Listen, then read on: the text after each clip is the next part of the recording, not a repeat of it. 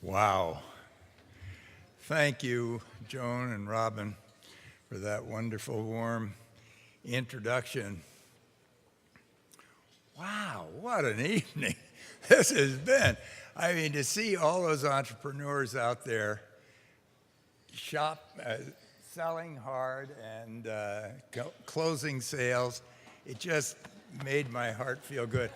My wallet is a lot lighter, I noticed. And by the way, I didn't realize how much lighter it was going to be until that very clever auction. It went fast, didn't it? My money went pretty fast. But I thought, well, actually, I had been thinking, it's 25th anniversary, I ought to give $25,000. But wait a minute. The first number was 20,000, and I thought I had saved $5,000. Then my daughter raises her hand when they say $5,000, so I'm back to the 25.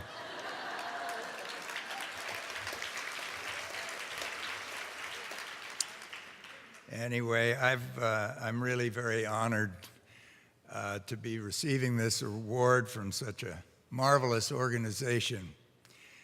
Congratulations to Women's Initiative on celebrating 25 years of service and support to over 26,000 female entrepreneurs throughout the country. The Women's Initiative, and congratulations on opening in New York. We're opening our foundation in Boston, so I know what a thrill it is. Any of you that are in Boston next week, Thursday, come to Boylston Street, I don't know the number. The Women's Initiative has not only helped these entrepreneurs to become leaders in their communities. By the way, wasn't it spectacular to see them, 25 of them standing up here holding fire?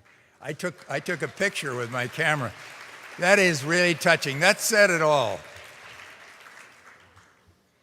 But you've also played a major role in improving the economy through job creation and business growth.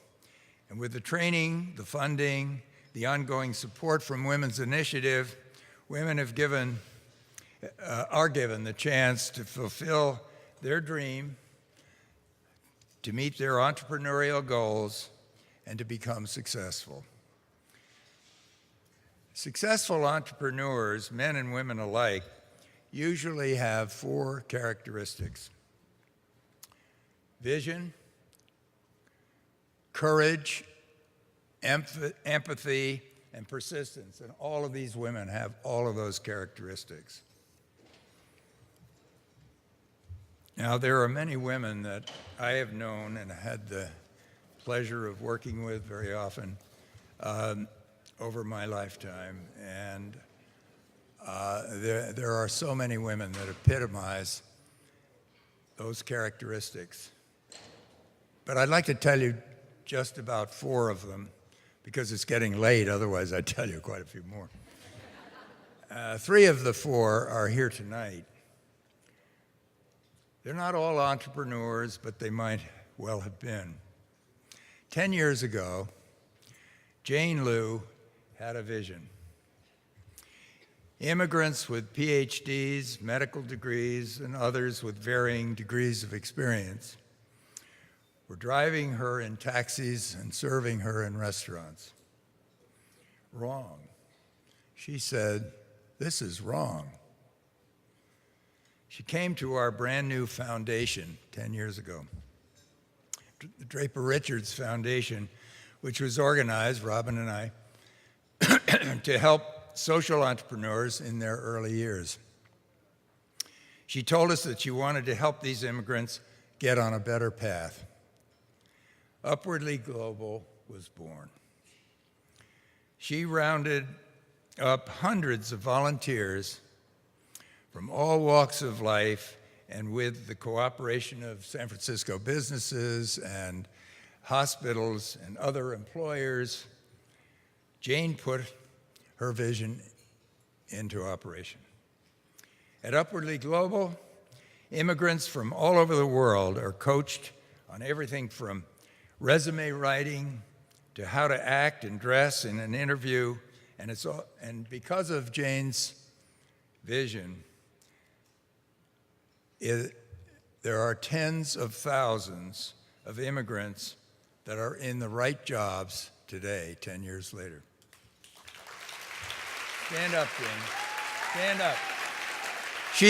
She's not very big, so if you may not see her, actually she's standing now, believe it or not.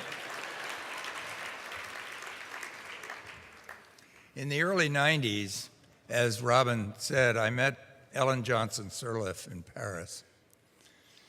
I was then the CEO of the United Nations Development Program, and I had to replace the man who ran our African operations. He was terrible. He was actually accused of murdering his wife later on. So I thought she, Ellen, would be a perfect one to replace him and to oversee UNDP's African management team with its hundreds of projects in Africa. I said to Ellen, you must do this for the sake of Africa, for UNDP, and for yourself, if you really want to make a major difference in Africa, which she did. She accepted the job, and she worked for us for 5 years, and she was superb. She was a perfect fit, and she made a huge contribution to UNDP and to the world.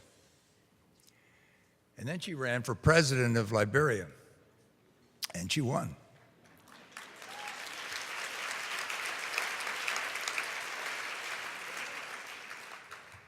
And here's what I wanted to tell you. The first day on the job, she went down to the Treasury Department, where she had worked a number of years before, and on the spot, she personally fired everybody in the entire operation. Ellen had courage.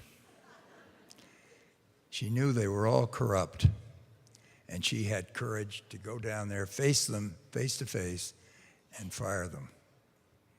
And last year, she won the Nobel Prize.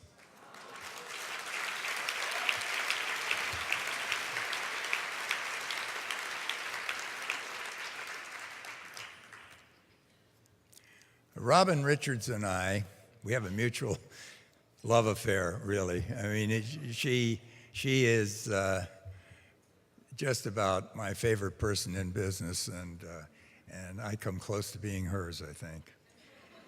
Robin and I became partners in entrepreneurial ventures together, and we started the first U.S. venture capital company in India. We actually did very well financially.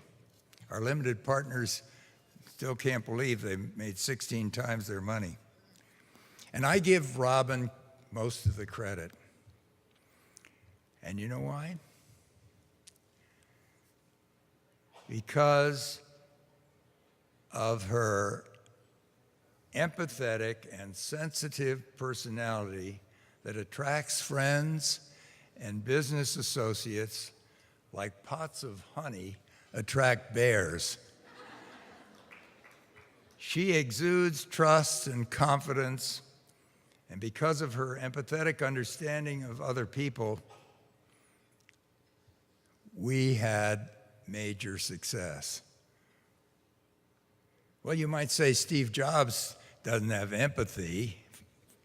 For God's sakes, he was one of the best entrepreneurs ever. He doesn't have any empathy. That's not true. He has empathy for the customer.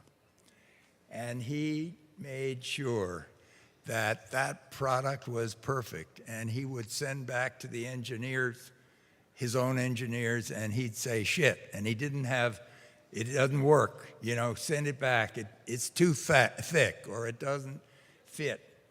And I got the quote, by the way, that four-letter word out of the Walter Isaacson book, so I feel confident to be able to say it. But in any event, he was sympathetic to and sensitive to what the customer wanted, and he made sure that he got it, or she got it. She got it. Anyway, Robin is the gold standard when it comes to empathy and sensitivity. Stand up, Robin, again.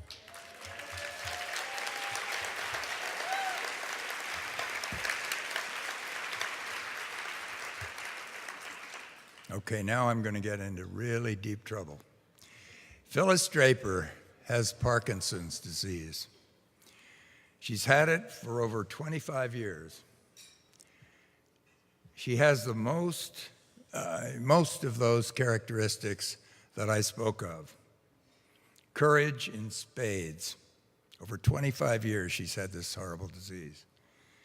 Empathy, well, after all, in June, she will have put up with me as a husband for 60 years.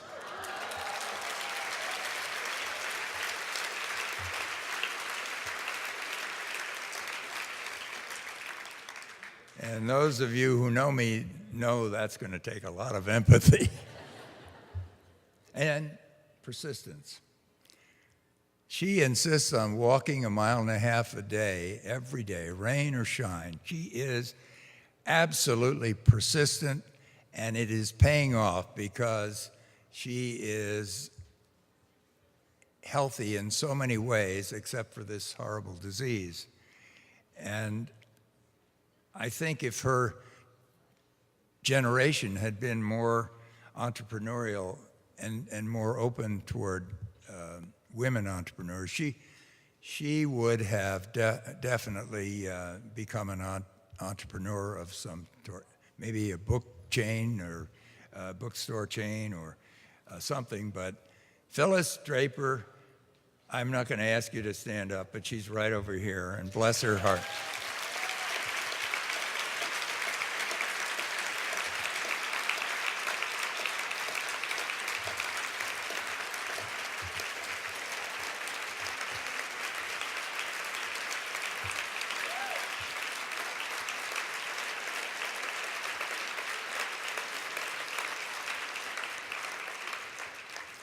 She's also very modest, and I'm going to catch hell tonight when I get home.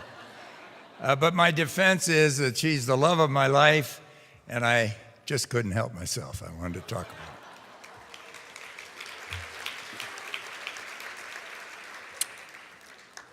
it. In closing, let me just say that my hat is off to this wonderful organization, and I've seen tonight so much more than I knew about it when I came here. And I'm so proud that the Women's Initiative has chosen me for this honor. The importance that you are making in the lives of so many young, wonderful women in education as they struggle to build companies and feed and clothe their families and provide useful services for all of us, some of which we've all bought and will be buying again. Women are still underpaid and overworked, but the gap is closing.